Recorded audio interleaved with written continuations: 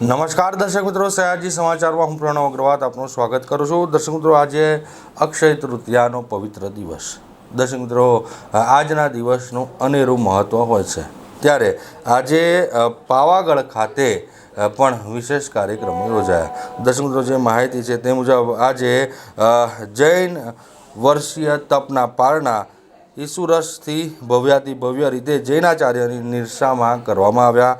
પાવાગઢ તીર્થમાં આચાર્ય વિદ્યુત રત્ન વિજયજી તથા વેશાવીમાં આચાર્ય લલિત સેન સુરી તથા કેવલપૂર્ણ વિજયજીએ નિર્સા પ્રદાન કરી.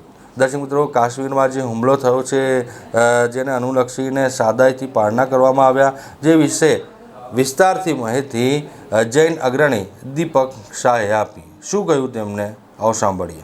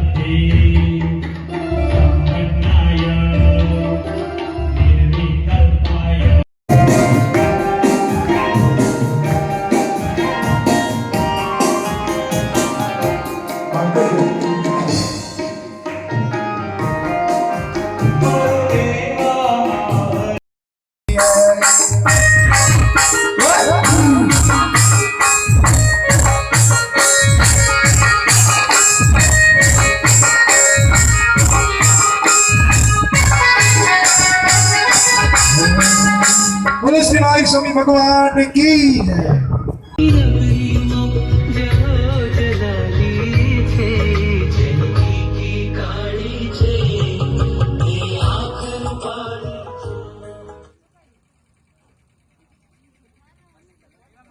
આજે અક્ષય તૃતીયાનો દિવસ. જૈન સમાજ માટે અક્ષય તૃતીયાનું શાસ્ત્રમાં ખૂબ મોટું મહત્વ બતાવ્યું છે. આપણી સાથે વલ્લભસુરી સમુદાયના વર્તમાન ગચ્છાધિપતિ પરમ પૂજ્ય આચાર્ય ધર્મધુરંદર સુરીશ્વરજી મહારાજ સાહેબના આજ્ઞાનુવર્તી આચાર્ય વિદ્યુત રત્નસુરી મહારાજ સાહેબ છે, પ્રવર્તક વિનોદ વિજયજી મહારાજ સાહેબ છે, પૂર્ણચંદ્ર વિજયજી મહારાજ સાહેબ છે, સાધુ ભગવંતો છે. આપણે ગુરુદેવને પૂછીએ કે આજે આખા વર્ષનું જે તપ હોય છે, આ કયું તપ છે સાહેબ, એ કેવી રીતે કરવામાં આવે છે અને આજના દિવસનો જૈન શાસ્ત્રમાં શું મહિમા છે તે અમારા દર્શક મિત્રોને જણાવો.